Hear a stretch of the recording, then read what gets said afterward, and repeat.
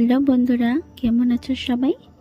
আজকে আমি বানাতে চলেছি ভেজ ফ্রাইড রাইস, একদম সঠিক পরিমাণে ও সহজভাবে। তাহলে চলো দেখে নিই রেসিপিটি। আমি এখানে নিয়েছি 1 কিলো বাসমতি চাল। চালগুলো আগের থেকেই ভালো করে ধুয়ে ভিজিয়ে রেখে দিয়েছিলাম আধ ঘন্টার জন্য। এবার আমি চালগুলো ফুটিয়ে নেব। তার জন্য দিয়ে দিয়েছি একটি হাঁড়িতে পরিমাণ মতো জল আর 1 চামচ ভেজিটেবল অয়েল। এবার জল ফুটে আসলে চালগুলো দিয়ে দেব। জল কিন্তু একটু বেশি পরিমাণে রাখবো।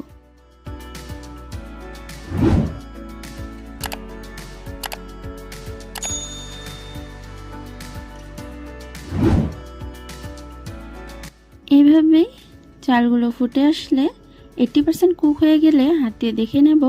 এভাবে 2 টুকরো হয়ে গেলে আমি নামিয়ে নেব। একটি এভাবে ছাঁকনির সাহায্যে আমি ভাতগুলো ছেঁকে নেব। এবার একটি কড়াইতে দিয়ে দেব তেল। এবার আমি ভেজিটেবলসগুলো ভেজে নেব। এখানে বিনস এভাবে কেটে নিয়েছি।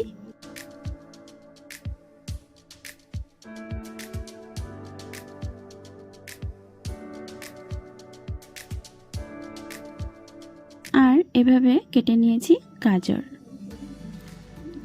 এগুলো আমি ভালো করে একবার ভেজে নেব।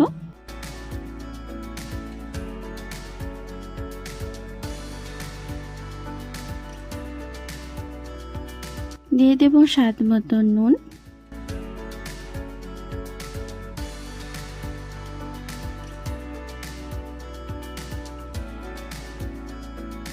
এবার এভাবে ভাজা ভাজা হয়ে গেলে আমি তুলে নেব।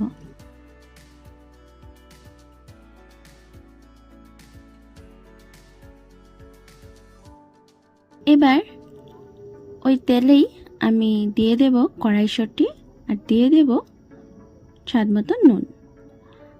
কড়াইশুঁটিগুলো কিন্তু বেশি ভাজার কোনো দরকার নেই, হালকা একটু ভাজা ভাজা হয়ে গেলেই আমি তুলে নেব।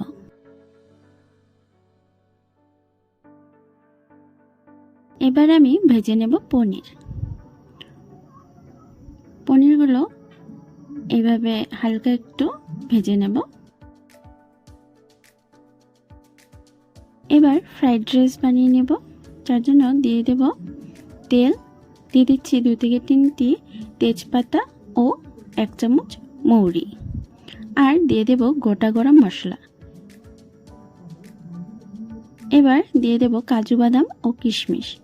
এগুলো ভালো করে ফ্রাই করে নেব। এভাবে গোল্ডেন গোল্ডেন কালার চলে আসলে দিয়ে দেব ফুটিয়ে রাখা রাইস। এভাবে ভালো করে মিশিয়ে নেব। এবার দিয়ে দেব ভেজে রাখা ভেজিটেবলস, কড়াইশুঁটি আর পনির। এবার এগুলো ভালো করে নেড়েচেড়ে ভালো করে মিশিয়ে নেব।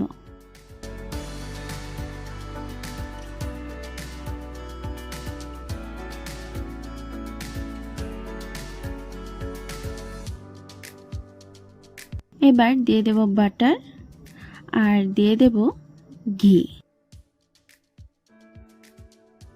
একবার এভাবে ভালো করে নেড়েচেড়ে বাকি থাকা রাইসটুকু দিয়ে ভেজিটেবলসগুলো দিয়ে একইভাবে আমি ভালো করে মিলিয়ে নেব।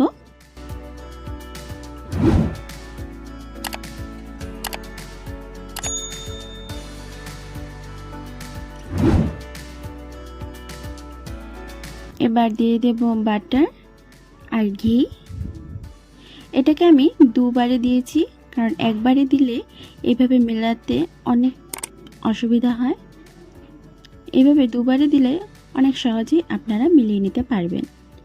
এবার দিয়ে দিচ্ছি 2 থেকে 3 চামচ চিনি ও স্বাদ মতো নুন।